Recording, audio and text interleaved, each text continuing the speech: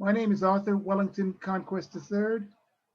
I'm the president of the Town Meeting Members Association, and I'm a town meeting member from Precinct 6, running for re-election this year.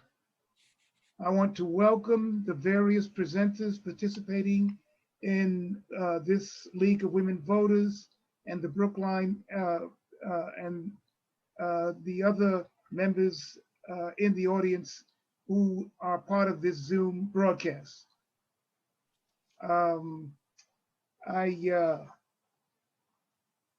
Even though I've mentioned this on many other occasions, I'd like to remind participants as well as our viewing audience that the purpose of the Town Meeting Members Association is as follows. 1, to serve all town meeting members as a nonpartisan, non-advocacy based association. 2, to gather, develop, and disseminate relevant information and inform discussions of issues at town meeting. 3, to consider ways to improve the structure and process of town meeting, its efficacy, collegiality, and the effectiveness, and to encourage broad participation by town meeting members. Finally, I would like to recognize Betsy DeWitt, President of the League of Women Voters, and all the other individuals from the League who have made this event possible. None of this would have occurred, however, without the assistance and technical expertise of Ann Theus from the Brookline Interaction Group. Thank you very much, and good luck to everyone who was part of this debate. Thank you. Thank you, Arthur. And I also want to welcome everyone to the Online Candidates Forum, which is co-sponsored by the League of Women Voters of Brookline and the TMMA. And we're very pleased to have Arthur as the co-chair. I'm Betsy DeWitt, president of the Nonpartisan League of Women Voters of Brookline, whose mission is educating voters. For this May 4th election, we encourage citizens to be informed on voting by mail, early voting in person, and voting in person on election day. The League Voters Guide is now online on the League website, and it will be in your printed tab on Thursday this coming week. Our forum host is Ernie Fry, who happens to be an officer of the League of Women Voters as well as of the Town Meeting Members Association. And behind the scenes, we have our invisible technical assistant, Catherine Florio.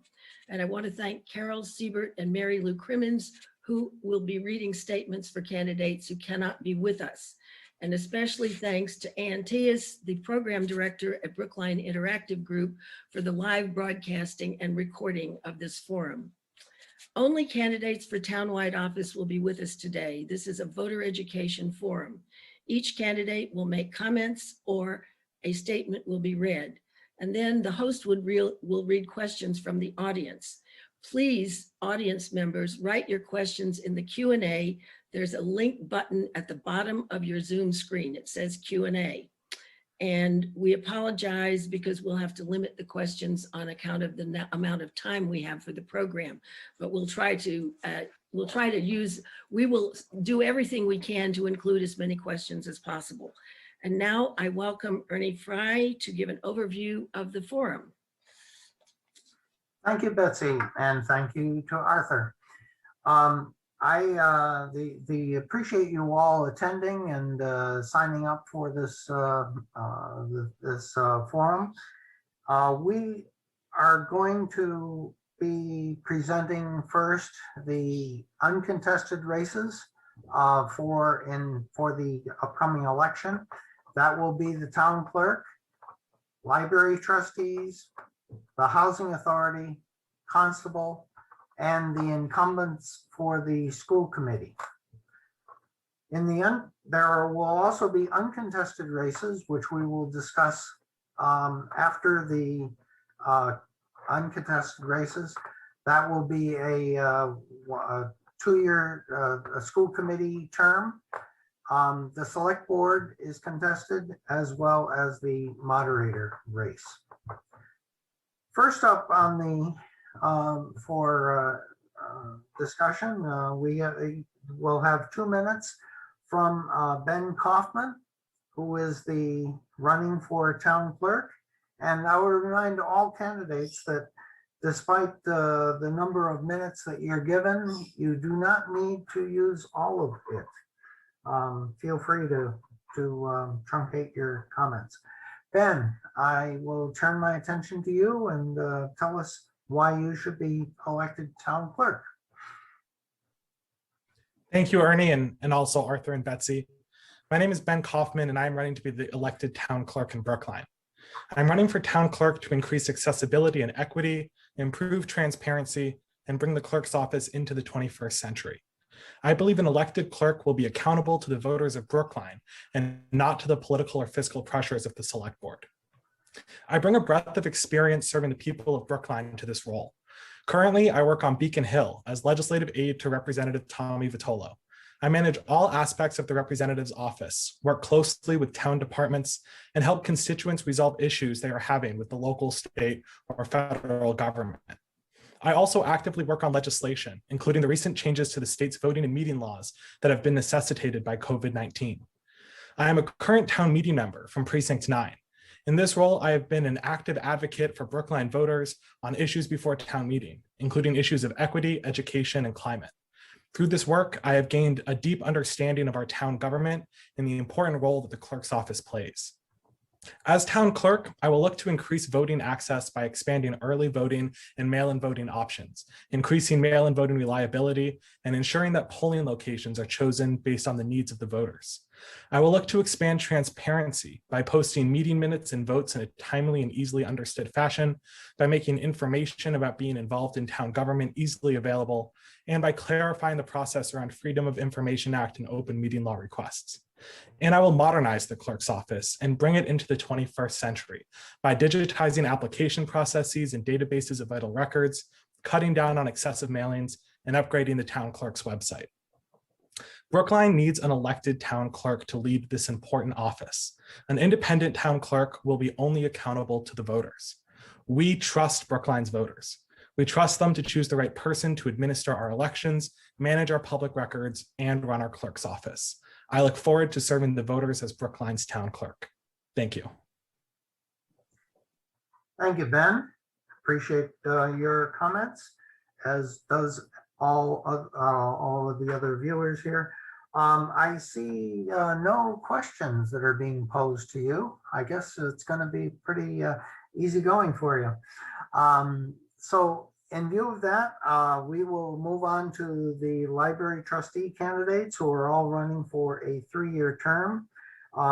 There are 4 individuals who are present, or four uncontested.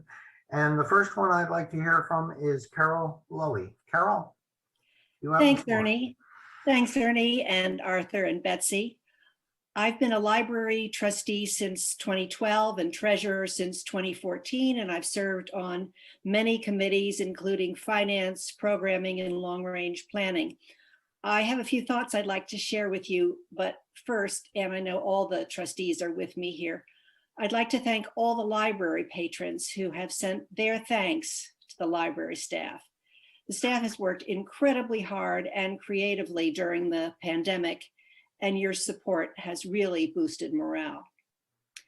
Though having had our doors closed for more than a year has been hard, we've also learned a lot. COVID has made it clearer than ever that libraries are great democratizers, providing information, programs, and services to all ages, genders, faiths, races, and ethnicities. Libraries also foster social justice. To cite just one example, tech inequality is a big issue, not just nationwide, but even in our own community. To combat tech inequality, the Brookline Library has dramatically increased the number of Chromebooks, iPads, and hotspots we lend out, and we're determined to do as much as we can in the future to help us bridge this divide. We've also learned how much people value our outreach efforts. It's not just about getting materials out, but also about spreading joy. Our virtual yoga classes are extremely popular. Our craft along kits fly off the shelves. Our children's book surprise bags are making eager, happy future readers of many toddlers and delight older kids too. As these programs make clear what libraries can and should do in the future will go beyond our buildings. We should continue to develop the many creative ideas that the library staff has introduced during the pandemic, because it's clear they strengthen the sense of community and inclusion among all of us. Thank you. Thank you, Carol. The next person we have on the schedule is Regina Healy. Regina, are you present? Okay, I'm not seeing anything or hearing anything, so I'm going to move on to the next Ernie, person. may I interrupt just Yes, please do. to say that Reggie has had a family emergency and has to be elsewhere. But I will say in her behalf, she has been a wonderful, loyal, hardworking member of the board and most recently chair. And our thoughts are with her, and I know she would be here if she could. Thank you very much. Okay, the next person on the list is Kristen Hung. Kristen, if you are present, you may begin your presentation for 2 minutes. Hi, thank you. As Ernie said, I'm Kristen Hung. I have been a library trustee for all of 3 months. It's been great. But since I'm new, I will introduce myself briefly. Can you speak up just one octave? Can you hear me better now? Oh, yes. Okay, I'm sitting a little too far away. So as I said, I've been a library trustee for all of 3 months. And given that I'm new, I'll introduce myself a little bit. I'm a parent volunteer at the Florida Ruffin Ridley School. I have a first grader, and there during the pandemic, I helped start an equity pack, and currently we're leading an initiative called the Ruffin Ridley Readers, where we try to invite students as well as community leaders to come do story time and discussions surrounding topics of justice and inclusion and equity. I'm also a physician at Mass General Hospital. I treat pelvic floor disorders and incontinence in women.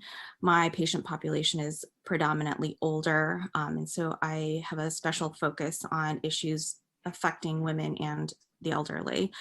My current research is focused on why patients have different experiences in healthcare depending on their different backgrounds, and also on ways we can improve the communication between physicians and patients. At the national level, I serve on the Diversity, Equity, and Inclusion Committee in my professional society. So there are some themes in my life surrounding what I feel like is most important, which is creating a more inclusive society, that led me to want to be involved in the library in a more concrete way. And I've been very fortunate and very honored to be part of the Library Board of Trustees for the past couple months.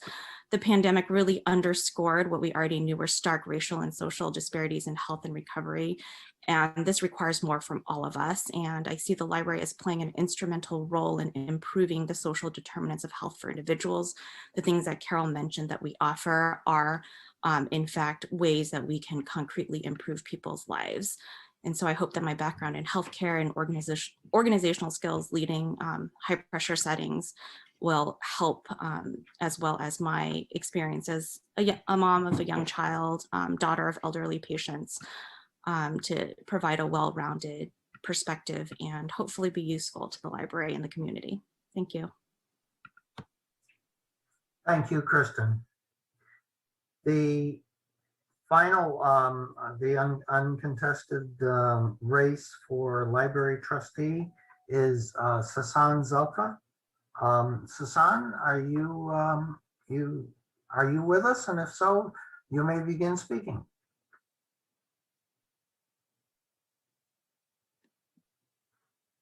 Okay, I'm not hearing anything from Sasan, so I'm guessing that he is not in the audience.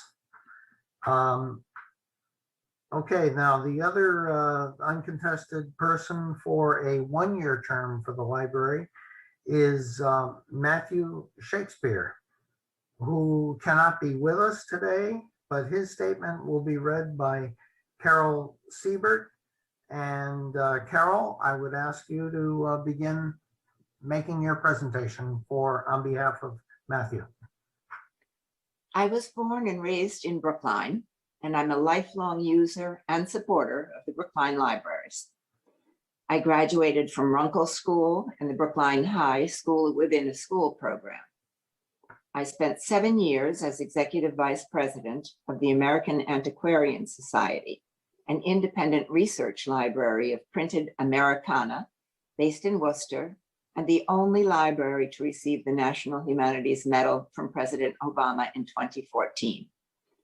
My vision is for the Brookline Libraries to continue to excel as a central component of the educational and social, cultural, intellectual, and civic life of the town. I would help to utilize emerging technologies and resources to provide the most complete and equitable, timely, and useful access to information and services for everyone. Okay, thank you, Carol. Now this concludes the section on library trustees, and I see no questions in the audience from the audience on any of these for this position. So we will move again then on to the Housing Authority candidate, who also is unable to join us today. But Michael Jacobs is the candidate. It's uncontested, and his statement will be read by Mary Lou Crimmins. Mary Lou, you're on. I apologize for not being able to participate this afternoon, but this event conflicts with a long-standing family commitment. I have 3 basic priorities as a commissioner. My first priority is the completion of the major redevelopment of the federal public housing properties, including permitting and successfully competing for the funding of the proposed 115-unit Colonel Floyd development. When the federal portfolio is completely renovated, this will result in 499 rehabilitated units and at least 55 new housing units. My second goal is to find funding for our state public housing properties. While HUD has provided the BHA with tools to rehabilitate units in the federal program, the State Department of Housing and Community Development has failed to provide the resources to meet the needs of the BHA's state-funded developments. Our 3 largest family developments contain 392 units. All of them are state properties. They require significant rehabilitation dollars if they are to be long-term resources for the community. The BHA's mission is to provide safe, stable housing. This cannot be accomplished without recognizing that the needs of BHA residents with a median household income of $16,518 go beyond physical shelter. A strong resident service program is also critical to our mission. While the BHA devotes a significant portion of its operating budget to services, exploring opportunities for additional funding or collaborations is critical for overall community well-being. Originally trained as an urban planner, I bring diverse experience to my role as commissioner. I started my career at a community-based organization in East Harlem, working on proposals for both housing and social service programs.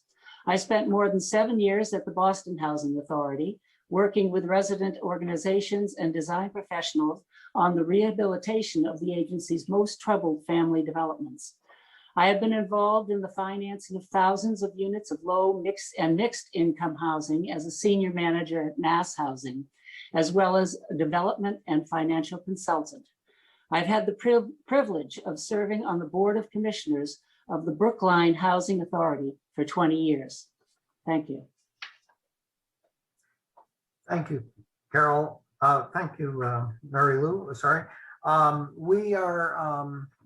Since Michael is not with us, we cannot pass any questions on to him, but that's where we are. The next individual on the calendar is for position for constable, and Samuel Botsford is our candidate for constable. And Samuel, if you are present, you may start beginning your presentation.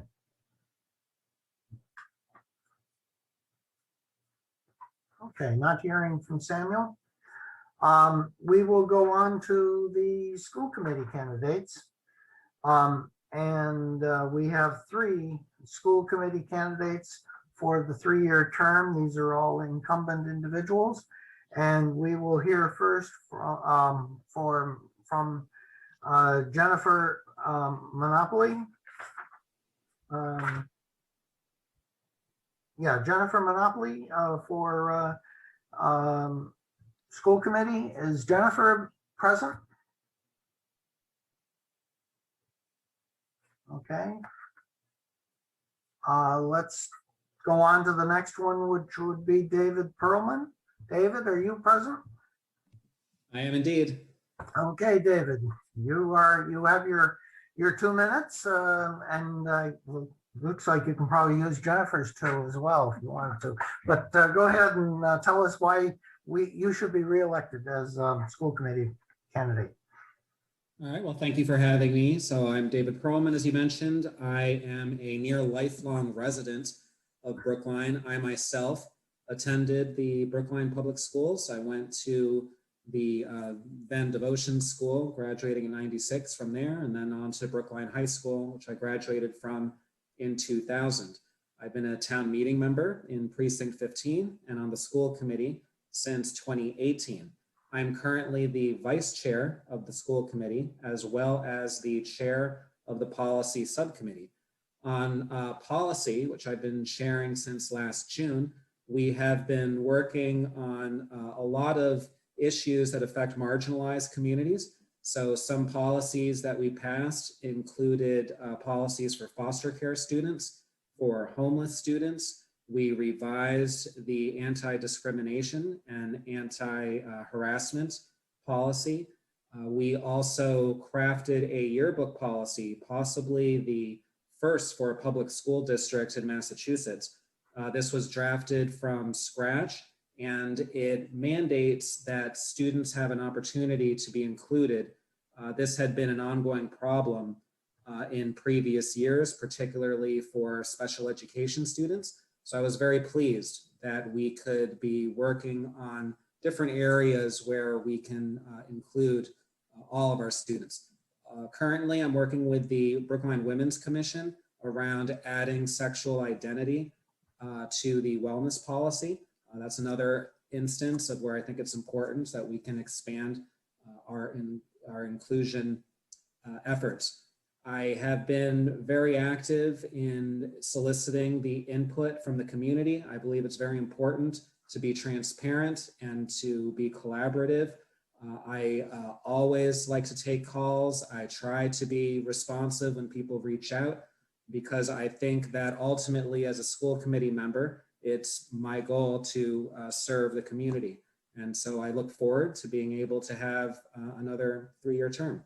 Thank you. Thank you, David.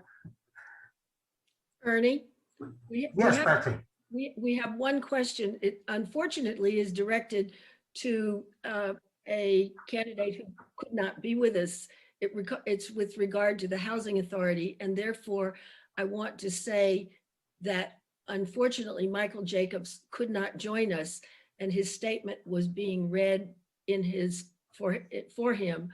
Therefore, we have no one present who can speak to answer the question about the Housing Authority, for which I do apologize, but we're unable to do that at this time.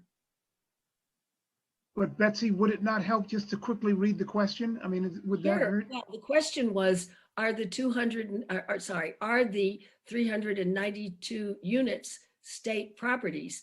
And I'm guessing they're public, but I wouldn't want to begin to try to answer that one. Thank you, Betsy. Thank you, Betsy. Okay, the last incumbent school committee candidate for a 3-year term is Demetria and Salma. And Demetria, I would wonder are you present? And if you are, you may begin your presentation. I am present. Okay, Dimitri, go ahead. Good afternoon, everyone. I'm completing my first year on the school committee from an appointed position from last fall, so I am now running for a 3-year term. I've had a decade of living in the town of Brookline, but I've had a longer engagement with the town than this decade.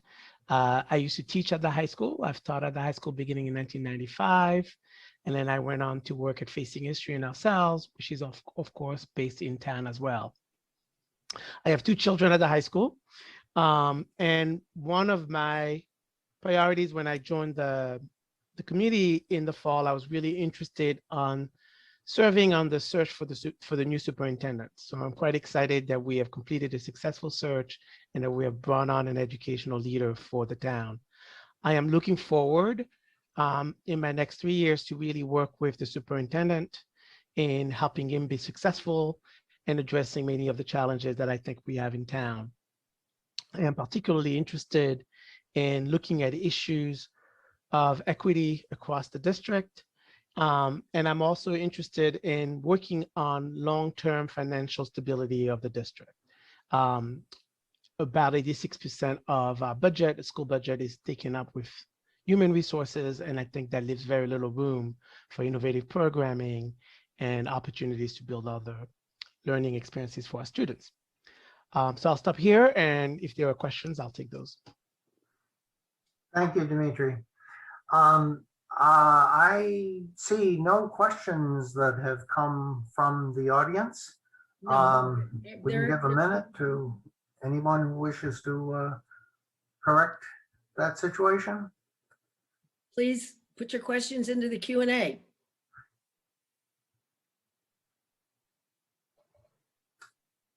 Okay, in that event, we will move on to our contested races.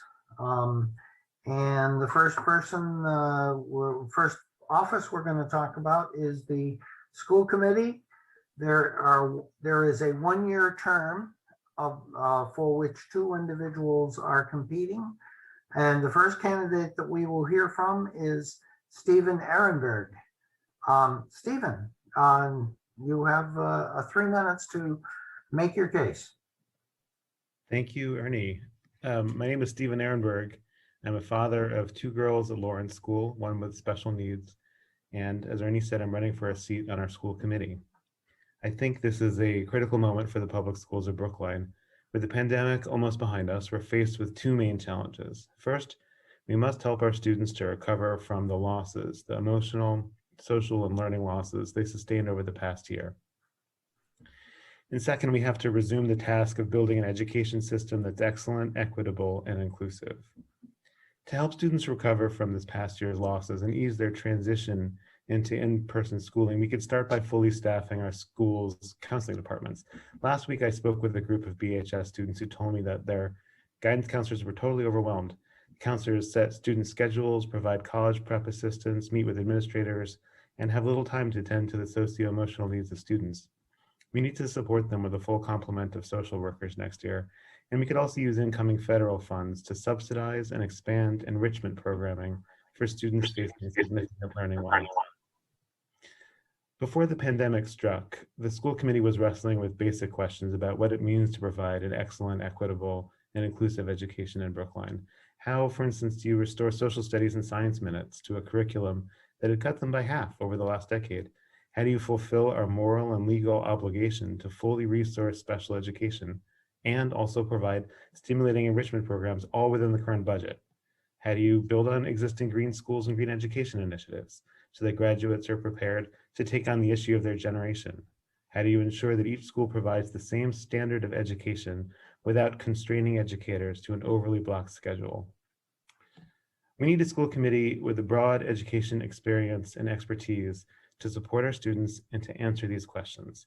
I'm the candidate in this race with that background and that ability. I'm a lifelong education professional. I've worked for the past 15 years designing and directing education programs for global nonprofits. I've led primary and teacher education programs in Rwanda, higher education programs in Afghanistan, access to education programs in Myanmar, and STEM and after-school programs in Jordan and South Africa. I have a doctorate in international education from Columbia. I'm also active in contributing to Brookline's education system right now. I served on our Education Equity PAC with Kristen, who spoke before, to provide recommendations for improving racial equity across the district. and on expert advisory panel number 3 this past year to support teachers' use of technology during the pandemic. I attended most in-person school committee meetings over the year before the pandemic, often staying till the near midnight conclusion of each. My learning curve as a school committee member will not be steep, so I can contribute immediately. In my work, I've brought together disparate factions around the world to create lasting educational change. And that's what I'd like to do now in Brookline. And thank you to the League of Women Voters for giving me the chance to talk. Thank you, Stephen. The other candidate for the one-year term of school committee is Valerie Frias. Valerie, you may begin your presentation. My name is Valerie Frias. I am the mom, Driscoll mom of 2 5th graders. I'm a civil rights lawyer, a nonprofit leader, and an activist. I'm the past co-chair of the Driscoll PTO, a board member of CPAC, the Special Education Parent Advisory Committee, and I just finished my service on the Driscoll School Principal Search Committee. I've advised school districts around the Commonwealth, including Brookline, on policy and legal matters related to special education and LGBTQ issues. I spent my entire adult life fighting for people's rights. I currently run Ethos, a nonprofit that provides programs and services for elderly and disabled adults. I was previously the executive director of Greater Boston PFLAG, which is an LGBTQ+ civil rights organization. Prior to that, I led the Alston Brighton Community Development Corporation, building affordable housing and healthy communities addressing the social determinants of health. I've spent my entire career fighting for others as a courageous, progressive leader with years of experience working to build consensus. I can help PSB recover from the difficult months of the pandemic, as well as the challenges that came before and those that will come after. I have the values that we share as a community and the practical skills and lived experience to work with others, manage a multi-million-dollar budget, collaborate with teachers, parents, administrators, and district leaders. I will prioritize 5 key issues: protecting school budgets, centering the voices, inclusion, and safety of all PSB students, especially those who identify as AAPI, people of color, LGBTQIA+. I'll expand student mental health services, particularly during the ongoing pandemic and in the recovery. I will ensure special education services that support every PSB student, and I'll work with students to confront the climate crisis in their classrooms, buildings, and plannings. What experience do I have that's prepared me for these challenges? As the executive director of Ethos, I devise and manage a $50 million budget, and I know that budgets are value statements. I have the experience in terms of fiscal, progressive, smart fiscal management to help manage us through this COVID recovery. My organization receives CARES Act funds, recovery plan, all of the same funds that are coming to Brookline and to the public schools of Brookline. I am currently drafting a budget, including those, understanding that they are one-time funds to drive mission-based work without sending us over a long-term cliff. Through my activism as the former CEO of PFLAG, I've spent my life fighting racism, hate, and discrimination. I will center student voices, diversity, equity, and inclusion, and be a relentless advocate for welcoming safe schools. As a survivor, mother of 2 kids who struggle, and a mental health advocate, I will fight to expand mental health services so that our students get the support that they need as we come out of the pandemic, but also long after the pandemic. It was an issue prior to the pandemic. The pandemic has exposed it drastically, but we need to address it. We needed to address it before the pandemic. And as a parent of 2 children on IEPs with substantial needs, special education is really personal to me.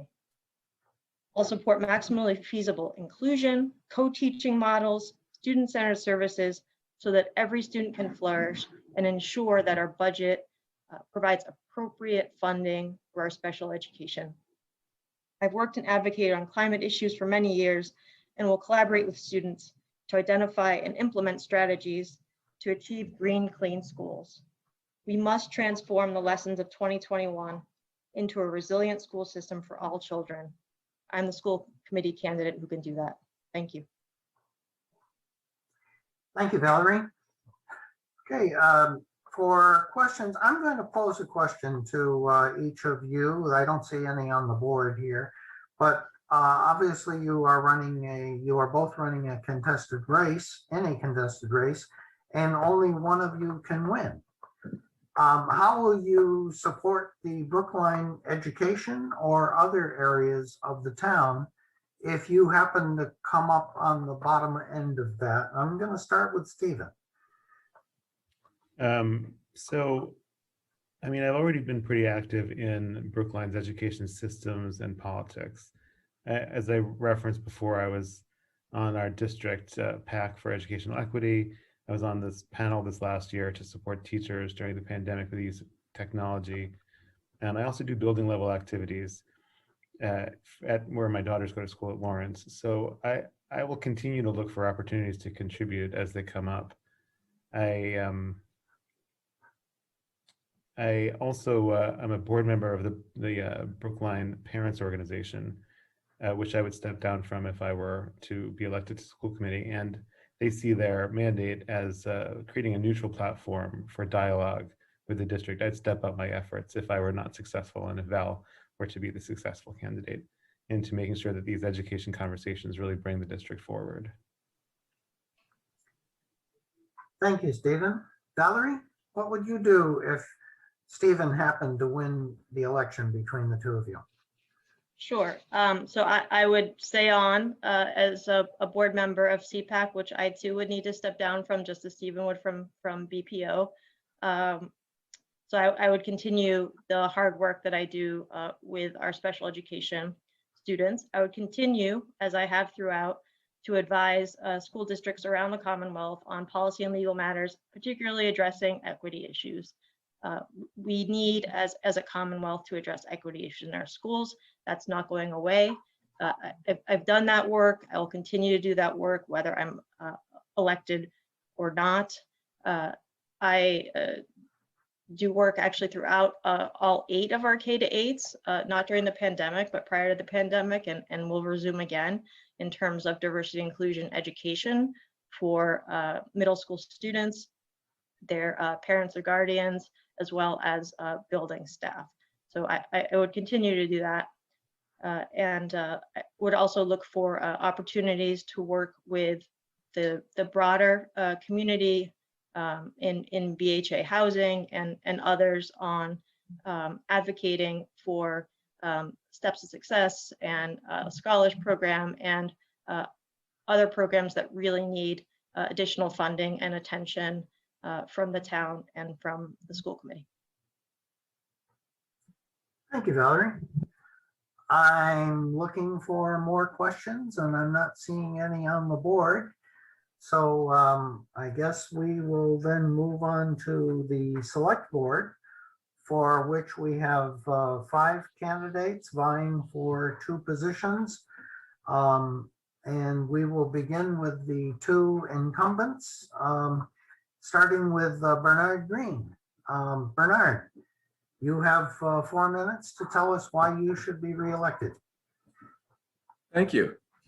First, I want to thank the League of Women Voters and the Town Meeting Members Association for putting on this important forum, which is one of the highlights of the campaign season every single year. Secondly, my website is bernardgreen.com. You remember. And finally, you can also learn a lot about me by reading last week's issue of the Patch, and I urge you to look that up. So, I'm a retired lawyer and full-time Brookline town official. I graduated from Swarthmore College and Boston College Law School. I'm married with 2 children, one of whom is a lawyer in New York City, and the other is a student at UMass Boston who graduated from Lawrence School and Brookline High School. I have 16 years of experience as a leader here in Brookline, starting with town meeting, then going to the advisory committee, and now on the select board. That experience is important because we're facing very, very complex issues and challenges of a changing community and a changing country that can't be addressed with trendy ideas or slogans, some of which we hear around town these days. The issue of policing is one where my leadership has been key, from taking the lead in reviewing and revising the policies and procedures of the Brookline Police Department in 2016 in connection with their reaccreditation, to today's Policing Reforms Committee, which has already implemented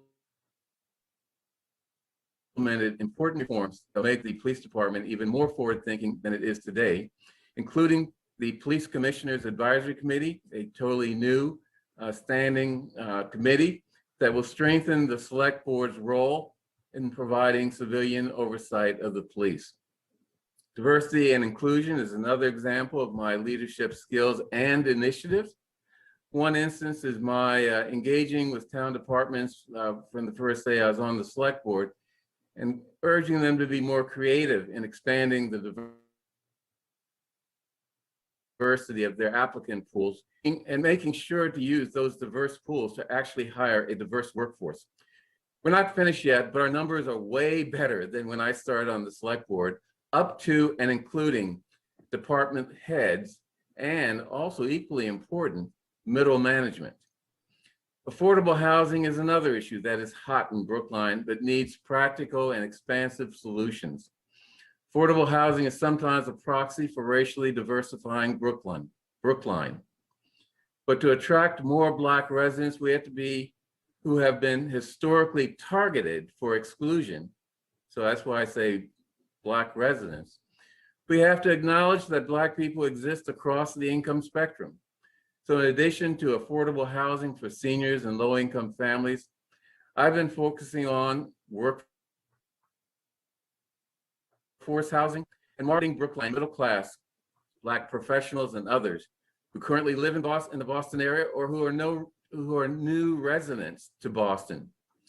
Where else would people want to live coming into Boston other than Brookline?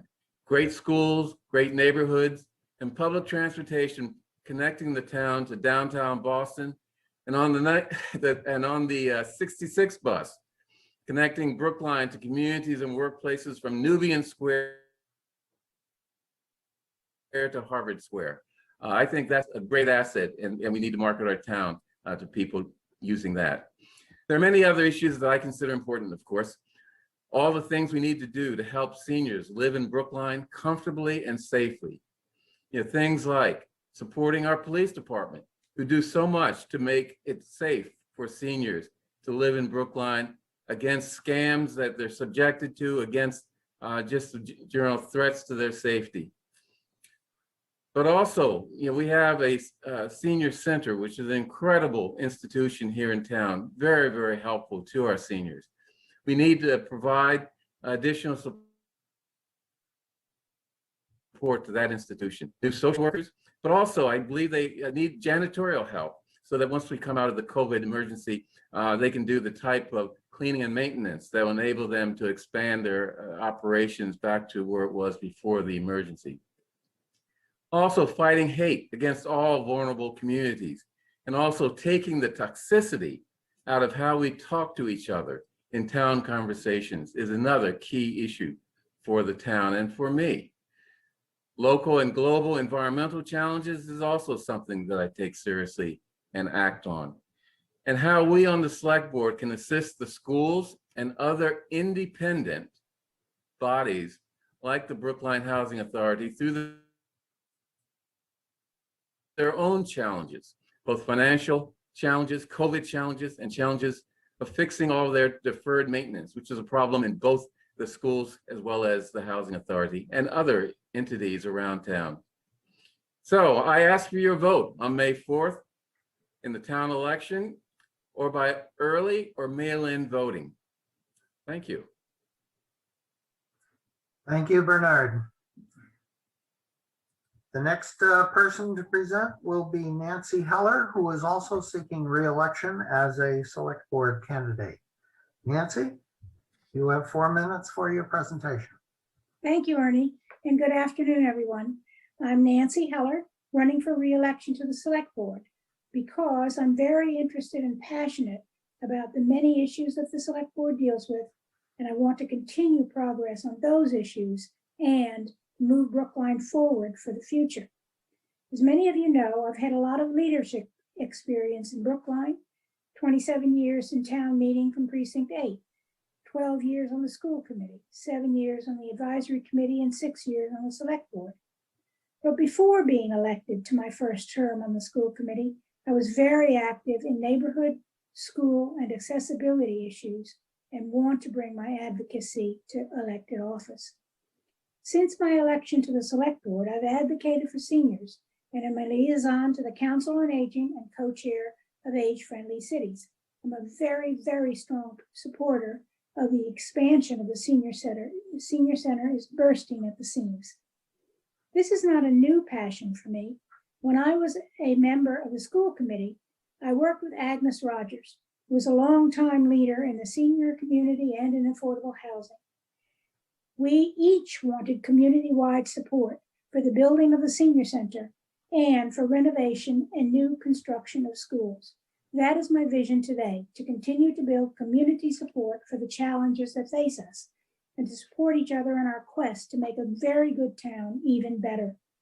Before we began our family, my late husband and I moved to Brookline in 1973 for the schools, and my 3 children and now 3 of my grandchildren attend. One of my first acts as a school committee member was to vigorously support the building of the new Lincoln School. Currently, I'm co-chair of the BHS Expansion Advisory Committee, and I'm pleased to report that the project is nearing completion. We have been successful in building a 9th grade academy over the MBTA tracks. Once inside the building, you cannot hear or feel vibrations from the trains that are traveling in the tunnel under the building. And the new STEM wing of the main campus, which replaces the Roberts wing, will provide accessible routes from Greeno Street through the building to the BHS auditorium, and that has never happened before. The Tappan Gym renovation will have new accessibility features as well, and all of the renovated spaces will offer enhanced student faculty spaces, but also new community venues. Although I've always been a strong supporter of the environment, a longtime member of both Union of Concerned Scientists and the Sierra Club, I brought my activism to Brookline in 2012 when I filed a warrant article to ban the packaging of goods, mostly foods, in polystyrene or styrofoam. That warrant article garnered broad community support, and I've continued my activism as a member of the Select Board. As co-chair of the Climate Action Committee, I've been very involved in establishing Brookline Green Electricity, and am working with others to increase community participation in 100% renewable energy through that program. The 100% opt-up to renewable energy is the most impactful way that households can support renewable energy. And the signs that you see promoting 100% opt-up, and the ones, by the way, from my campaign and for Bernard's campaign, are mostly cardboard ones rather than the rigid plastic ones. As a society, we must cut our reliance on plastics, which we know are toxic to the environment in so many ways. Another focus of mine on the Climate Action Committee is to advocate for National Grid to fix the gas leaks in our streets. I've challenged the gas company in the board's grant of location hearings, and as a result, we now require National Grid survey for leaks any area where the street is being torn up and fix the leaks where found. And our leak inventory has decreased, but there is still more to do. I belong to a regional consortium of municipalities that are also pressing National Grid on this issue. Time is running out for this forum, but I have also been a strong advocate on the board for neighborhood issues, for racial justice and equity, for diversification of our workforce and for affordable housing, and for an increased commercial tax base and maintenance of our AAA bond rating. And I'm proud of the work we've done to keep the COVID pandemic with lowest infection numbers, among the lowest infection numbers in the state and the lowest rate of death per capita. You can find much more information on my website at hellerforselectboard.com. Thank you very much, and thank you to the League and the TMMA for this opportunity. Thank you, Nancy. Next up for us will be Miriam Ashkenazi, who is running for Select Board. And Miriam, you may present your comments at this time, up to 4 minutes. Great, thank you, Ernie. Thank you also, Arthie, Betsy, And thank you to the League of Women Voters and the TMM Association. I'd like to start with telling you a little bit about myself, introducing myself to you, the voters. I'm a first-generation American. My father fled Nazi Austria, and I came to this country as a refugee. And this was a big part of my upbringing, the opportunity this country provided my family. And it's because of this history and seeing his commitment, my father's commitment to public service, that I learned from my parents the importance of working to make the world a better place for everyone actively. My parents taught me to get my hands dirty, and I did just that. So for 15 plus years, I worked in global humanitarian response. If there was a disaster in a low resource country, I was usually there, running a hospital in Haiti after the earthquake, or providing clean water and sanitation for cholera response in Zimbabwe. Then I became the parent of 2 kids of color, and my whole life experience changed. I admit I had no idea how deeply embedded structural racism was in this country. I didn't know my own country's history. I own that. And it really profoundly affected me, so much so that I retired from medicine and I went back to school. I got a master's in public administration and I focused on anti-racism work. Now I'm the director of the Institutional Anti-Racism and Accountability Project at the Kennedy School. And no, I can't promise I'm not going to go back to school. I've got 7 letters after my name. I'm going for an even 10. But I did promise my kids I would wait until they were out of high school. So here I am, a single mom of 2 middle school kids in the Brookline public school system, working full-time, PTO treasurer, and you want to know, and town meeting member, and you want to know, why am I running for select board? I'm running for select board because I think we need real change in Brookline. Not just any change, we need a government that reflects our values with a clear lens on equity, good governance, and inclusivity. In my mind, and on my website, that's a Venn diagram with the 3 circles of justice, good governance, and inclusivity, with our policies sitting in the sweet spot at the intersection. And what do I mean when I say justice, good governance, and inclusivity? Well, justice, all of our choices have to happen through a historical lens of race equity. Nothing we do is divorced from what we did before. Good governance involves thoughtful, strategic planning, transparency, and accountability. And all of that happens through inclusivity. We have to get everybody in the room at the table, and we have to empower everyone. There has to be sharing of power. What we need for Brookline is a strategic plan with outlined priorities and a budget aligned that reflects our priorities. My professional experiences in building programs, working with scarce resources, building consensus in a culturally diverse environment, and that makes me an ideal candidate for this position. I'm an expert at operations and strategic thinking, and at heart, I'm a pragmatic optimist. I want to help Brookline be more deliberate, develop a strategy with a sharp lens on justice, good governance, and inclusivity, and then execute that strategy. Climate change is an equity issue. Affordable housing centers around inclusivity, accountability for policing, and public safety are at the core of good governance. All of these issues overlap and intersect, and we do right to capitalize on that and recognize it. To that end, I believe a budget is a statement of our values and our priorities. We must have a vision, budget, and strategic plan that align to reflect our values as a community. So why should you vote for me? I have the skills to help Brookline develop and execute a strategic plan with a lens on equity, good governance, and inclusivity. I am a progressive and will champion and support progressive politics around climate change, affordable housing, support for seniors and youth, support for the disabled, schools and education, just to name a few. And I am passionate about Brookline. I am eager to work diligently for this community so we can be the best that we can be. I encourage you to check out my website, miriamforbrookline.com. I have a detailed issues page with policies. You can learn more about me, see some pictures of my family, our campaign dog, Nori, and you can request a mail-in ballot, get involved. Please vote on May 4th, and thank you for taking the time. Marian, thank you very much. The next person to present will be Zoe Lynn, candidate for select board for 3 years. Zoe, you have the floor.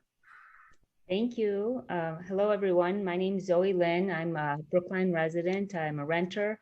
I live over on Tappan Street, and I'm running for one of the 2 select board seats on the May 4th ballot. My professional training is cross-disciplinary in scope in public administration, community-based planning, and the environmental and social sciences. Some of you may know of my previous leadership on sustainability and climate for the town of Brookline. I currently work as the Assistant Director of Business Strategy and Operations for a biotech in the Boston Metro.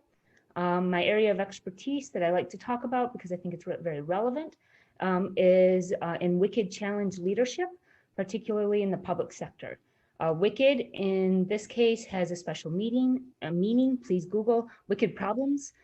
It's a term for very complex challenges, ones that cross geopolitical boundaries, are interrelated, tend to be very emotional, painful, very overwhelming.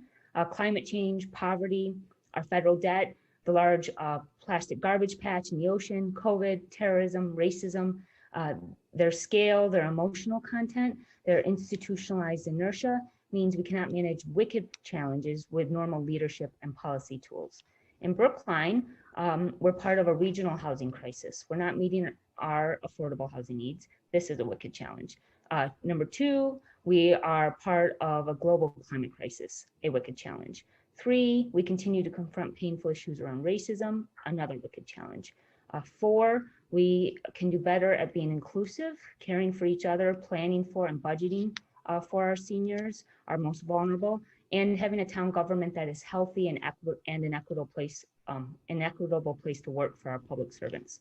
Lastly, we have a structural deficit that is growing each year. This is a very real financial challenge that requires proactive financial, economic development, and community-based strategy. This issue very much impacts our ability to be effective in the other four challenges, The wickedness, the interrelated aspects of these challenges, they require strategic, inclusive, and collaborative leadership. And this is what I would bring to the select board. In the middle of this very intense campaign, we hear lots of things. Recently, an appointed official on one of our tougher days, he said, he's overseen a lot of Warren articles review, and he said to me that he missed my leadership, my skills, and my style. And I don't just mention that for any reason. I mention this because I want voters that don't know me to know that many of my public endorsers have personally worked with me and have seen me lead proactively with timely focus, inclusively, leveraging our public servants' expertise and our community's commitment, energy, and our extraordinary talents in Brookline to make meaningful progress on tough issues. We saw this type of community-based leadership and strategy that I'm briefly describing to you today. We saw this that it works very well within our town form of government. We demonstrated it, we tested it with a robust climate and sustainability strategy I led in 2019. But beyond traditional ideas of leadership, I build consensus and I bring people together so we can get things done that reflect community values on tough issues. I foster collaborative work environments. I do not foster silos. And this is important for the challenges we face as a town, but also important for a town executive board, our select board, which has the responsibility to oversee the executive functions of our government, including many committees, boards, and commissions and town staff. Right now, given the issues facing us, we really need a select board or members on the board that have the trained expertise in navigating these complex challenges and can collaboratively lead with other board members in setting executive policy, priorities, and strategy within our town meeting form of government, which is, and for folks that don't pay attention, our town meeting form of government is a consensus-based government structure. And this is one of the reasons I decided to run. Every board member brings their own unique value to the board, but along with my climate and sustainability expertise, these are the skills and this is what I would bring to the board. In closing, my demonstrated leadership, where leaders have followed my lead, including our current select board, my deep understanding of people and our complex Brookline government, my training in facilitating stakeholders with diverse opinions in the public sector, my cross-departmental and cross-committee work for the town, my understanding of the human and staff side of town hall, these skills, this knowledge, this is some of what I would bring to the board. Along with that, I bring a very serious commitment to public service and a commitment to really tackling our biggest challenges, those 5 I mentioned previously: climate, housing and economic development, our structural deficit, racial equity and inclusion, meaningful inclusion. I bring a commitment to tackling them together, and I hope to earn your vote. Thank you for listening to me today. My website is votezoe4brookline.com. Thank you, Zoe. The next person that we will hear from will be Donnell O'Neill, who is running for select board candidate. Danelle, tell us why you should be a select board member. Good afternoon, and peace be with you. Thank you for holding this forum. I come every year to this as long as I can remember, since I could vote. My name is Darnell O'Neill. I'm a lifelong resident of this town. I'd like to say Pierce Pride, Pierce Pride. I'm a father of two wonderful Black young men, Dante O'Neill, who is neurodiverse in kindergarten at the Heath School, and Darnell Jr., who is a sophomore at BHS.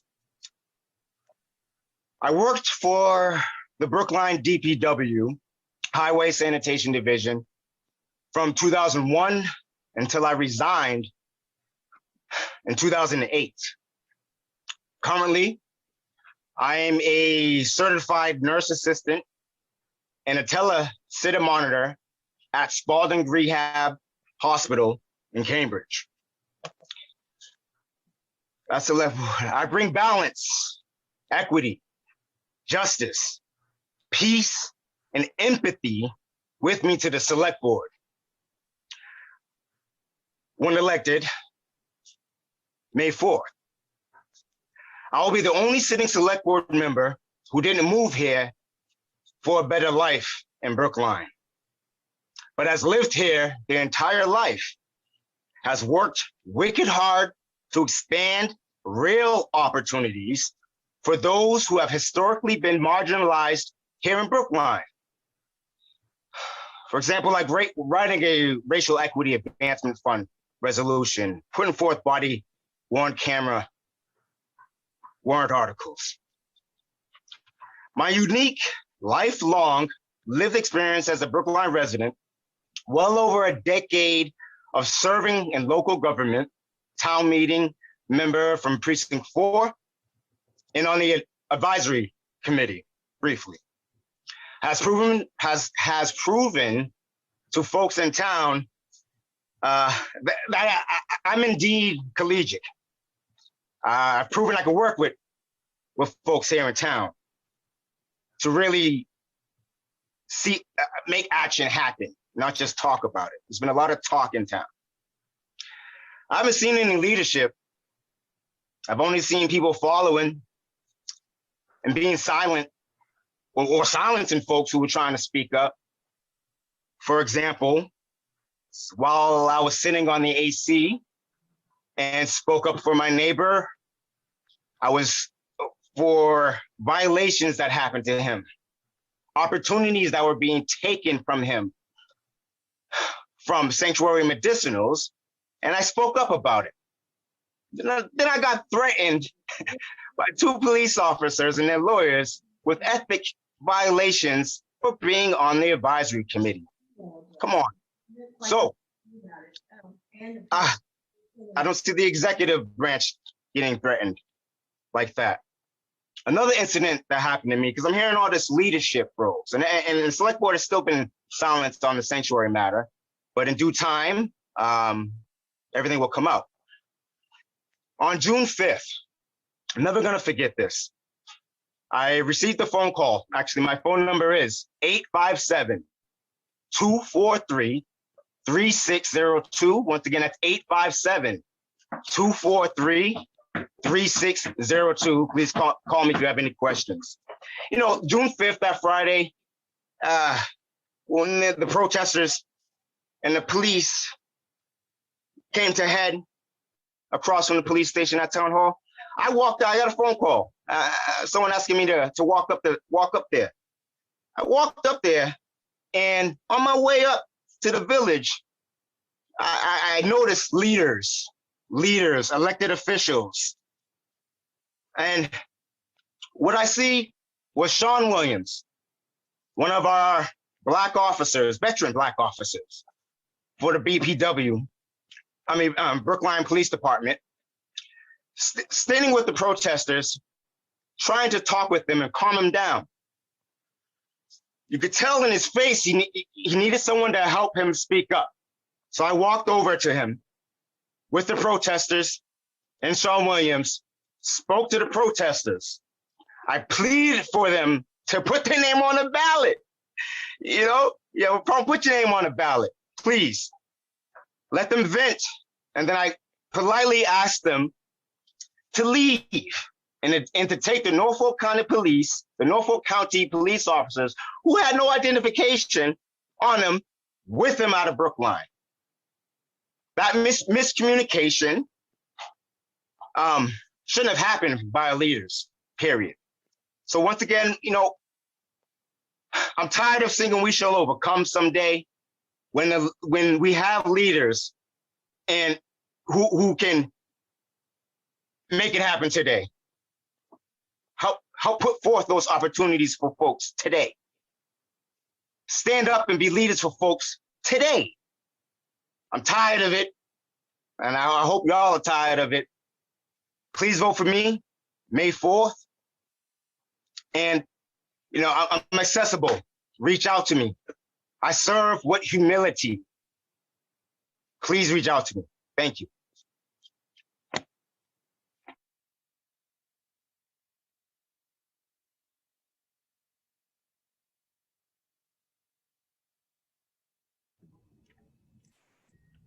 Ernie, you're muted if you're talking at us. For another reason. Okay, Donnell, thank you very much for your comments. And we have comments from the on the Q&A, which I would like to pose to each of the candidates. And the first question we have, I would ask that you take a minute to answer each, and some of them might be a little tough to answer in a minute. But the first question we have is whether the top priorities for next 3 years. How do you think voters should make you accountable for the progress you make on them should you be elected?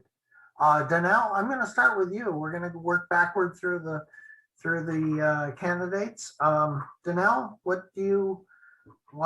about your priorities?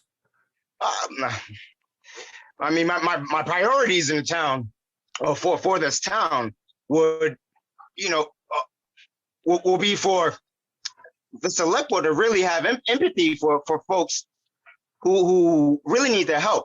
I mean, for example, affordable housing, when developers put money into that housing trust instead of developing housing, like that shouldn't be accepted,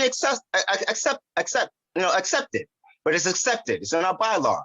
You know, another thing, you know, we want to expand affordable housing, but you know, we can't use our vouchers here. You know, by the grace of God, I was able to stay at home when Dante was born because Brookline doesn't accept vouchers. You know, so the daycares, we have folks who live in affordable housing now who have to send their kids out of town for childcare. So if there was a way for, you know, when we license childcare centers to have something in there where, you know, they will accept vouchers and you know, if they are losing a little bit of money, it shouldn't bother them because they're helping out the residents of the town who need their assistance. Thank you, Donnell. Thank you. Need to move on. My apologies. Thank you. Okay. Zoe, what would be your priorities for the next 3 years, and how would we hold you accountable? Thanks, Ernie. The priorities that I've listed are a result of listening to hundreds of Brookliners and where they feel we need to be putting our energy. Those are climate change mitigation, affordable housing and economic affordable housing and economic development, our structural deficit, racial justice, and inclusive policy development. Those 5 are my priorities. Those are what I hear from Brookliners. I would adapt as a leader if we needed to, but we need to do those, hit those hard while navigating COVID. And I think voters can hold each of those. We should be able to see progress. We should see greenhouse gas emissions coming down. We should see racial disparities lessened. We should see affordable housing grow, right? Each of those, there's metrics. We would probably need to develop those. And I think that's how voters can hold us accountable. Thank you, Zoe. Thank you. Miriam, how would you, what do we want to hear? What do you want to see in the next 3 years? Thank you. COVID, very thoughtful and public input process for COVID response. I think when we think about COVID response, we need to focus on seniors and youth, on small businesses, on schools, and really the most vulnerable in our population. I'm supporting things like internet at the Brookline Housing Authority and the food bank. Two, I think, again, as I said, I think we need a strategic plan and we need a budget that aligns with that. So I would, taking literally from one of the BFAC recommendations, which is we need to have a strategic budget, aligning a strategic plan with a budget would be really important. Intersectional policies. So policies that look at the intersections of affordable housing, transportation, race equity, climate change, and really thinking about our 20% of our population in Brookline is seniors. So how are we serving seniors? How are we making Brookline accessible? My mother's in a wheelchair. We just don't even go out downtown because the streets are so hard. And one last thing, which is the CPA. We need to pass the CPA. And so I'm putting my plug in now for the Community Preservation Act. Thank you, Miriam. Nancy, your turn to tell us how we should hold you accountable. Thank you. Well, I think you should continue to hold me accountable. As I have demonstrated already, I've made a lot of progress in the environmental issues, and I'm going to press forward on those. We also must look at closely at our vulnerability plan, because that is really, we know we're going to have some catastrophic climate issues in the next few years. And we know that our most vulnerable populations are at risk. Our low-income populations, our minority populations, our senior populations, and we have to do what we can. In addition, I would look at senior center issues. Expansion of the senior center is a major priority for me, as well as affordable housing and racial injustice and equity in affordable housing. I think that we've not done as good a job as we could have in those areas, and I think it should be a focus. And I've run out of time, sorry. Thank you, Nancy. Bernard, what about the next 3 years and the metrics from your perspective?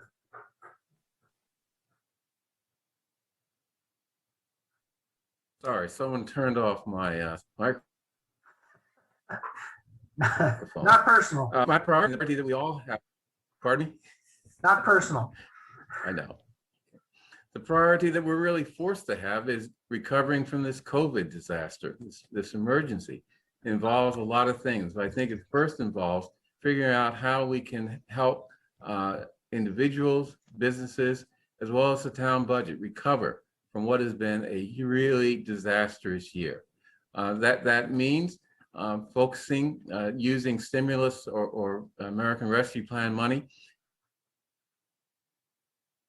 in a careful way to try how we can make up for the pain that people have suffered as a result of job loss, business losses, et cetera. We have a lot of money and we will have a lot of money that can be used for some of the things that we've been talking about that we couldn't use town funds for. For example, issues at the Brookline Housing Authority with respect to internet and with respect to other infrastructural improvements. Maybe that much money will enable us to do a lot of those things, and that should be a priority. Thank you, Bernard. Okay, one other question is coming through with us, and we're going to reverse the order here. What should the town be doing to support people with disabilities? Bernard, can you pick that up? Yeah, that's a good question. People with disabilities are many times just forgotten about. We need to think intentionally about people with disabilities, whether they're mobility issues, sight issues, or cognitive development issues, and to think about them when we're developing infrastructure or developing programs. For example, the town started out with WebEx as our remote platform and moved to Zoom because of Zoom's better ability to deal with people with sight problems, sight disabilities. We need to think about our infrastructure. We need to think about people with disabilities or mobility problems, such as seniors, when we're building infrastructure. It's great to build bike lanes or better lanes for cars, but we have to always also think about how that infrastructure is going to be used by people with disabilities in wheelchairs or with other mobility issues or sight problems. There's a lot more to say about that, including the importance of thinking about kids with special education needs in the schools. It's not a select board problem, but it should be highlighted, and we should always keep that on our agenda. Thank you, Bernard. Nancy, tell us what you would do for supporting disabled individuals. Let me just say that the issue of accessibility is pretty personal to me because I grew up with a parent who was paraplegic from the time I was 3 years old. And so I've always had a focus on this issue.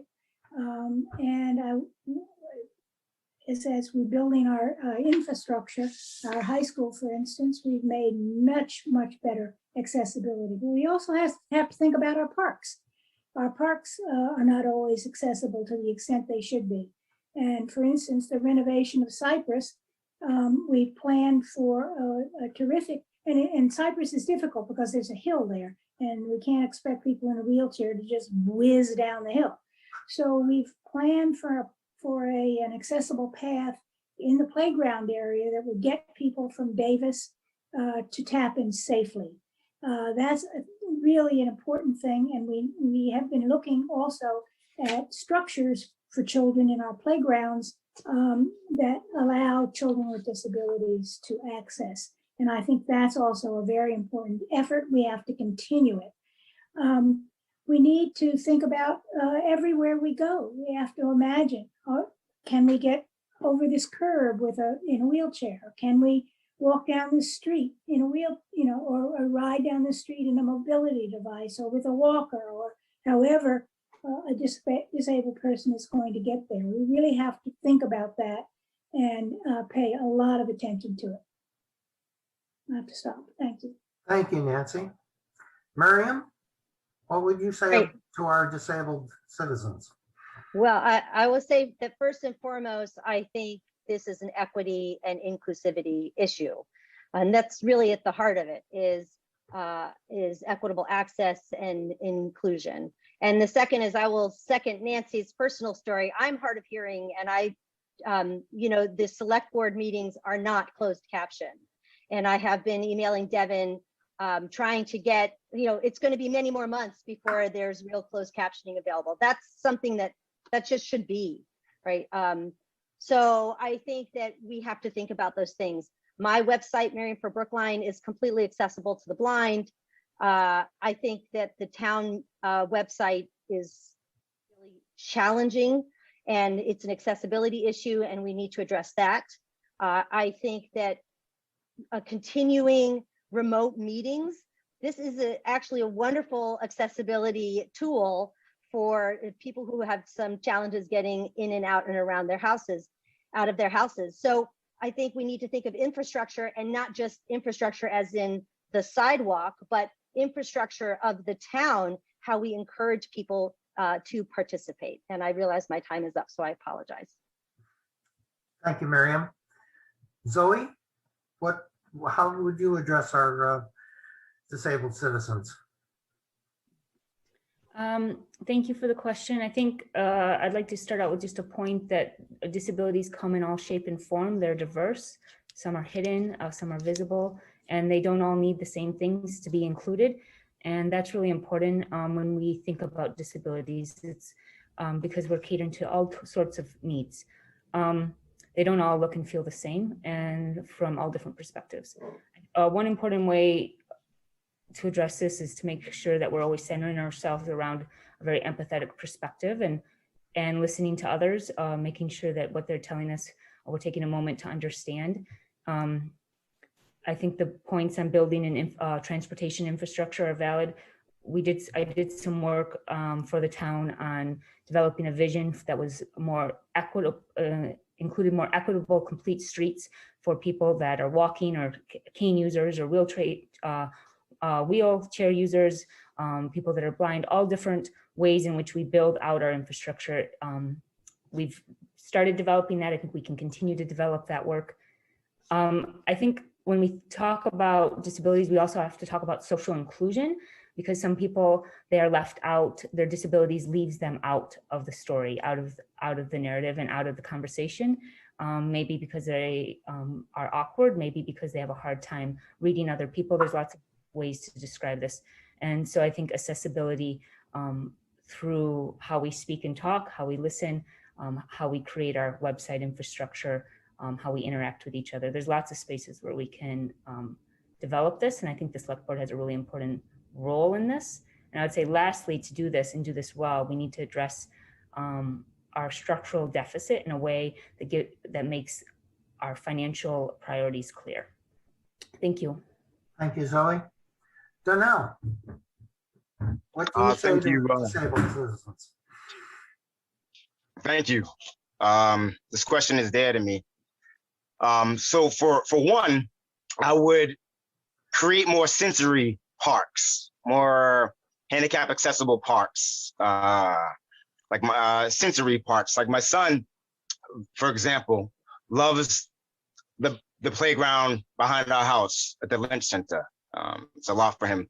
And my sister, who's in a wheelchair, who has cerebral palsy and lives at 22 High Street, would love to be more involved. So I say involving the disabled, bringing them to the table and asking them questions. Like I know my sister would love to see expanded sidewalks. And I mean, I don't know how many times she's tipped over in that wheelchair coming out of High Street. So, you know, another thing would be when constructions are happening, we're not really doing complete streets. Our construction workers aren't leaving the space safe enough for the disabled to get by. That needs to stop. So, you know, more involvement with the disabled, more feedback from them to let us know, you know, and I'm gonna share one thing real quick. I had to drive my sister's wheelchair from 22 High Street to Beth Israel Hospital one day, and it was the scariest thing I've ever did in my life. I was so scared I was gonna tip over. So, you know, we need more input from them. Thank you. Thank you, Donnell. Okay, that completes our section for the select board. Ernie, Arthur, go ahead. Yeah, can you hear me? I can. Okay, so I just want to see if I can get the candidates to address the issue of racism in this community. And, you know, nationwide, I know that there is a humongous problem. The country is split right down the middle. And in Brookline, we talk a good game about how, you know, we're so egalitarian and we're progressive and that, you know, we're liberal. And I think that once we come to the issue of race, we somehow or another turn silent or upside down or make the wrong turn. I want to get a commitment from the candidates that they will make a concerted effort to address the issue of race as it comes from people in this town, people who really care about this issue, and stop ignoring us. Okay, Donnell? Donnell, why don't you start? I just want to say amen, Arthur. Amen. Like enough already. Y'all have my commitment. My phone number is 857-243-3602. As soon as you feel, if you think I'm not speaking up, just call me. Thank you. Okay. Zoe? I'm not sure what Arthur wants specifically, other than I promise it's one of my priorities. My honor, I'll take it on, and I'll work with you, and I'll work with everybody to make sure we start tackling this. I agree, it's an issue, and I think we can do better. If you want more specifics, I'd be happy to dig in, but you have my commitment. Thank you, Zoe. Miriam? Wow. So I believe very strongly we have a lot of structural racism that just permeates Brookline. And because we have such a hard time looking in the mirror and acknowledging that about ourselves, we have a hard time dealing with it. And so I would say first and foremost to you, Arthur, and to anybody out there, we have a problem. And until we can really talk about it, until we can understand that racism is not a value judgment, it's a structural problem, we have to deal with it. And every policy that we enact needs to have an anti-racist lens. And I will tell you again, I literally retired from medicine and went to teach and learn so that I could do this work full time because it is so important. And so, yes, absolutely. This is my life commitment. Thank you, Miriam. Nancy, would you wish to comment? Certainly. I agree with some of what Miriam has said, and this issue is, again, a personal issue for me, actually, because I grew up in a very, very segregated place, and I saw the hurt that segregation caused to people that I loved. And so, you know, I think we have a huge amount of structural racism left in this society. We've done away with some of it, but not enough. And we have to keep pressing forward on how we're going to do that. I think the conversation right now is a conversation of the method of that we're going to use to do this. Are we going to cut the police budget by $2 million with no plan? Or are we going to figure out a way to enhance the skills of our police officers so that they don't respond in a racist way? Are we going to try to build a police department that engages the community, a community engaged police force? Policing is never going to go away. We're always going to have a police force. I don't want to deprive our police force, and we've made many strides in hiring young and minority members of the community to our police force, as we have in every other department in town. Last week we had a presentation by Ann Braga, who told us that in the first 3 months of the year, we hired for several positions. 50% of them were white, but 50% were minority. And that's terrific. We need to really press forward on continuing to do that. We will never eradicate racism and bigotry unless we can accept one another, and we need to teach people how to do that. Thank you, Nancy. Bernard, would you like to unmute yourself and let us hear from you? The way I'd like to answer this question is by noting that I was born into a segregated southern town, and I grew up in a segregated northern town. Racial equity and issues of racism are not just a lens I pull out of the drawer to look through, but it's a lens that's built into my brain, into my head, into my sight. And I've always looked at issues facing us in Brookline from that standpoint. That's why, you know, I got involved before being on the select board and creating the Diversity, Inclusion, and Community Relations Commission. That's why, you know, soon after joining the select board, I got working with the police department in terms of their policies and procedures. read them to see how good a job me and the police department did, and things like use of force, etc. That's why I've created both the task force as well as the police reform committee in order to look at policing and really think through how we make a very good police department even better, even more of a modern 21st century policing institution.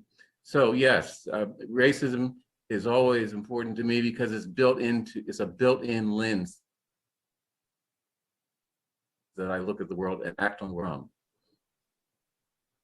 Thank you, Bernard. Appreciate the comments from you and all of the other select board people. I think all of you have provided good information on which the voters will be able to decide which of you they will support. I'd like to move on now to the town moderator contest. And we'll hear first from Scott Ananian, who has 4 minutes to tell us why he should be elected town moderator. Scott, go ahead. Hey, thanks. I'm Scott Ananian. My wife Jessica and I live between Coolidge Corner and Washington Square over there. And we've got 2 young children who attend the Driscoll School. I love this town, and I've thrown myself into our collective projects to help lead it and improve it day by day, including serving as town meeting member for the past 6 years. And on May 4th, I hope that you will fill in the bubble next to my name, Scott Ananian, and give me the honor of stepping up once more, this time as town moderator. Brookline residents volunteer countless hours to serve the town on boards, committees, and town meeting. I'm endlessly inspired by the expertise and dedication I find among my neighbors. But I've also seen how even the most passionate volunteer, when greeted with harsh words or opaque rules, may choose instead to direct their energy elsewhere where it's more appreciated. Having worked professionally for decades on large collaborative volunteer projects, including One Laptop Per Child and currently the foundation behind Wikipedia, I have the skills needed to make Brookline's collaborative process work better, and I will work to ensure that all voices are heard and can contribute. I will make town meeting welcoming, kind, and accessible to all. This is our government, built by us and for us. It should multiply our talents, not erect barriers to entry. But simply opening the door is not enough. The burden must not be on the underrepresented, disadvantaged, or disabled to climb the mountain of town process if they wish to be heard. If you make it expensive to contribute, you will only get contributions from those who can afford to do so.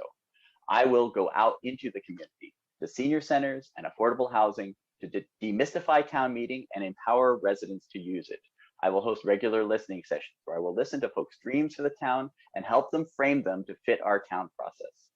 I've already begun speaking with folks about integrating town meeting with the civics curriculum in Brookline schools, which is a means to teach kids and their parents too about how the town they live in works. High schoolers have participated in debate at town meeting, but that's just the tail end of a long process. I want to see them adopt a warrant article from the formative idea phase and follow along its journey all through town meeting until it eventually, hopefully, gets implemented at the end. Think about a local version of that Schoolhouse Rock song about I'm just a bill. I've assembled a team who will help me overhaul the town meeting website, making our town process and documents indexable, searchable, responsive, and comprehensible. Our neighbors in Arlington and Lexington already have superior sites that provide clear information to town meeting members as well as the public. We can do better, and we can do it in a way which improves accommodations for those who need large print, hearing assistance, or have mobility issues. And you just heard from the select board candidates about the accessibility problems on our website. Every step in the journey of a resident's idea through the town meeting warrant, public hearings, debate, and eventual implementation should be clear and transparent. When there is change that you want to see in Brookline, you should think, I can do that. I know how to do that. I've already started a series on the Brookline Interactive Group with my friend Deborah Brown called Town Meeting Talk, where we discuss how town meeting works, how to navigate it, what to expect if you file a warrant article of your own. You can find links on my website, scottforbrookline.org. Town meeting is not an exclusive club. Every registered voter of this town has the right to bring a warrant article to town meeting, and the moderator, advisory committee, and various boards and commissions are in service to you, the petitioner, to provide guidance, to advise, and refine. You hold in your heart an idea for how to improve our town. With the help and advice of a broad nominating committee, I will select advisory committee members who are representative, helpful to you, and who can catch errors and contribute expertise. I have brought 18 warrant articles or motions through town meeting myself, and I've helped dozens of other people with their articles or motions.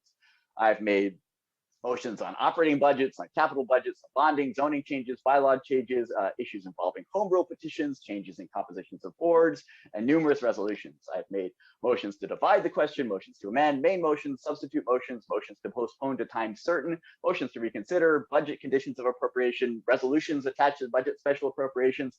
I know the process inside and out. I will help you turn the wheel of our town government. I can do it, and I have been doing it. Just ask my endorsers. I'm thrilled to have the opportunity to run for town moderator and serve Brookline. Visit scottforbrookline.org to learn more, meet my endorsers, hear what they have to say about me, and to set up a personal chat. I'm Scott Ananian. I'd love to hear your thoughts and dreams for Brookline, scottforbrookline.org. Thanks. Thank you, Scott. The other candidate for moderator is Kate Pulverman. She will now have the floor for 3 minutes. Kate, if you want to unmute yourself, we will hear your words. Sure. Although I think Scott spoke for 4. Well, there it's 4 up there. Oh, But I may not have. you have 4. You have 4 Maybe minutes. more succinct, so it may not matter. All right. Anyway, Very good. I am Kate Pulverman. I'm running for moderator. And as you all probably know, it's the first time in 20 years that there has been a contested moderator race. It is especially important this year. One of the reasons is because it's the first time in history that a woman is run. And I think it is time to break that glass ceiling that we have in government. I've been an almost 30-year resident of Brookline. I've lived here with my husband, Rafael Bueno, for about 28 years. We raised our 2 girls here who went through the Brookline schools. And I'm an attorney. I'm a member of the Zoning Board of Appeals, which has given me incredibly helpful experience in terms of preparing to be moderator and also knowing what it's like to conduct a meeting where you have people who are very passionate about subjects, who care very deeply about the outcomes, and who are sometimes contentious. And as a member of the board, you have to be impartial. You have to let people have their say, let them feel like they have been heard, and then make a decision, which may not always be popular, but that's what you have to do. The key there is the impartiality. I think, I've talked to some of Scott's supporters who say, oh my God, he's such a great advocate.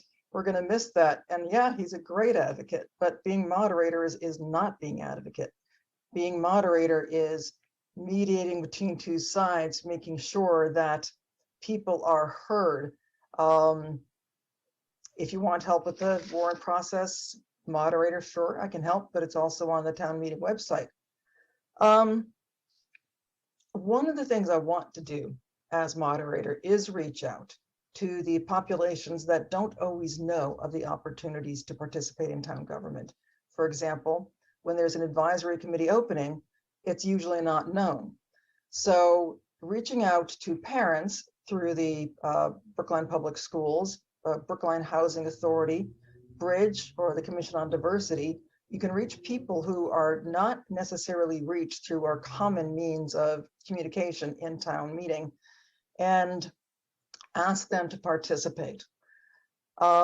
This will get a broader range of voices heard at town meeting, which I think is important, in addition to the many skills that are needed to be on the advisory committee. One of the things I am really committed to is making town meeting a place that is welcoming to everybody. It has been very contentious lately. I think there is distrust on both sides. People feel like they are not being heard. People feel like they are not being given a voice. People feel like they are not being respected. And something I will absolutely do as town moderator is make sure that everyone is respected and feels like they have had a chance to be heard. One of the things that also happens in town meeting is that the newer voices are sometimes timid or feel intimidated about speaking up because we have the same voices getting up again and again. So what I want to do when people write in to say they want to speak on a particular issue is say, okay, tell me if you've ever spoken before at town meeting. tell me if you're a new town meeting member, and give that person some priority in terms of speaking, so that all elements of town meeting can feel like they're working together, like they're being heard, and that they can express and form the best of our democracy, which is shown through town meeting. Thank you. Okay, thank you very much. I'm looking for questions that we can pose to you too, and I don't see any from the audience. Is there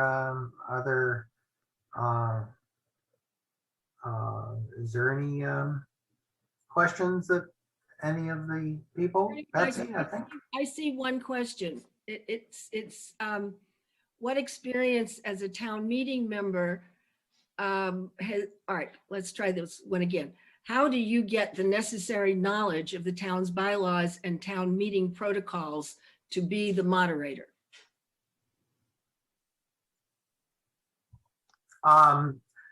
Kate, we'll start with you to try to answer that question. Well, one of the way you do it is by studying the town meeting handbook, which actually does a very good job of laying out in a compact format the rules for conducting town meeting, the procedural rules that are at play.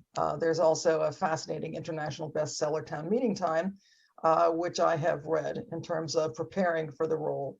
In addition to that, there's just the experience I have in already moderating meetings. So I think those, and being an attorney, and therefore able to pick up quickly on issues that may arise, talk to the petitioners about it, talk to town council. And basically it's a question of doing your homework. You got to just sit down and do the work, knowing the articles and knowing the rules. And that's how you prepare to be a town meeting member and moderator of town meeting. Thank you, Kate. Scott, what would you say to how to become a moderator? Sure. I listed some of the things that I've done already. I believe in learning by doing, because this is town meeting time. But I've certainly read it cover to cover. But there's a lot of details in here that you don't learn unless you've actually gone through. And there are unwritten rules on our town process, how the advisory committee actually works when you go before them, and how you negotiate your article. What are good starting points? What are things that advisory committee wants you to have thought through before you get to them? Those are all areas of experience that I've gone through the whole thing myself, right? So I can tell you I've made some mistakes. I can tell you don't file articles like this. I tried that, it didn't work, right? Folks want a little bit more structure, or whatever the case may be. I can give you advice about a referral, how to if your article gets referred to a committee, how to productively work with that committee to achieve your objectives. One of my earliest warrant articles was referred to a committee that Bernard Green chairs, and I think all the members of that committee would agree that it's been a very productive 2-year process. It's advanced a lot of the issues that my original warrant article raised. So I'm also a member of the American Institute of Parliamentarians. I don't know how useful that actually is, but there are, I guess I'll say learn by doing. Thank you, Scott.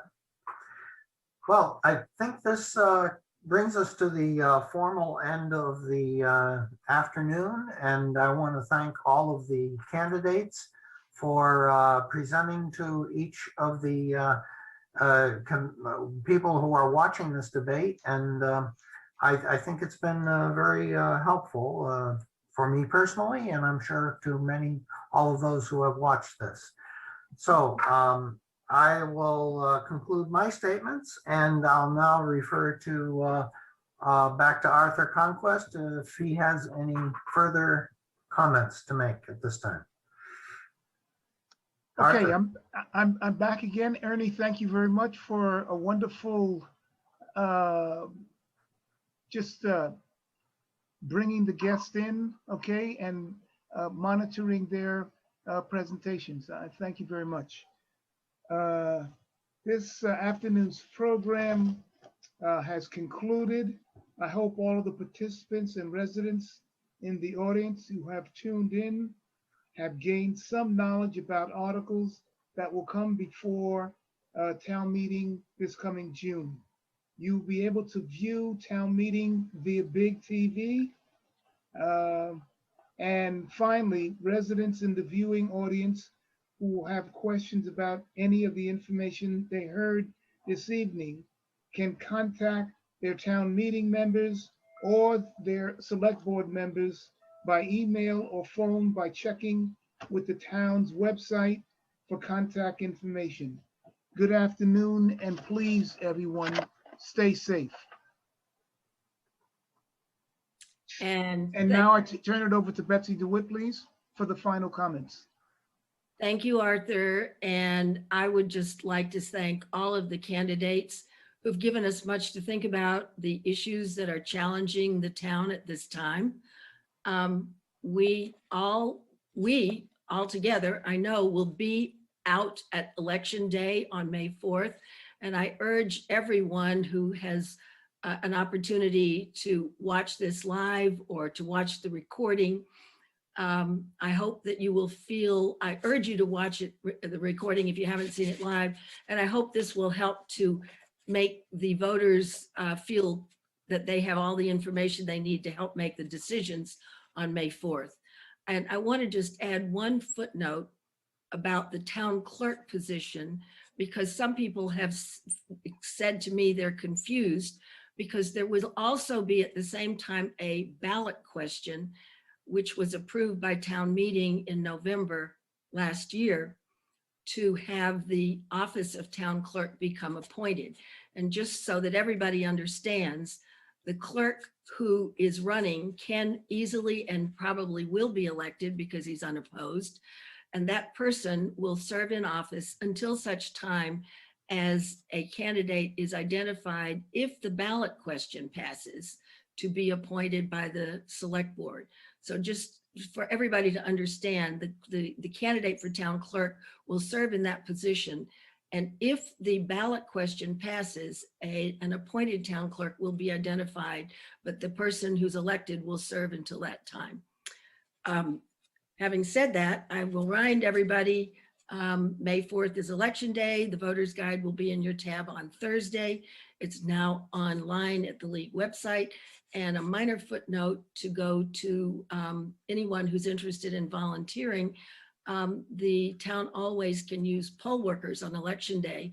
And not everybody understands that you have to contact the town clerk's office and fill out an application, because technically a poll worker is a town employee. So if you wish to serve in that position, you have to get in touch with the town clerk's office, and poll workers are welcome. And we hope that there's plenty of information that's been distributed about how people can vote early by mail and or vote in person at town hall.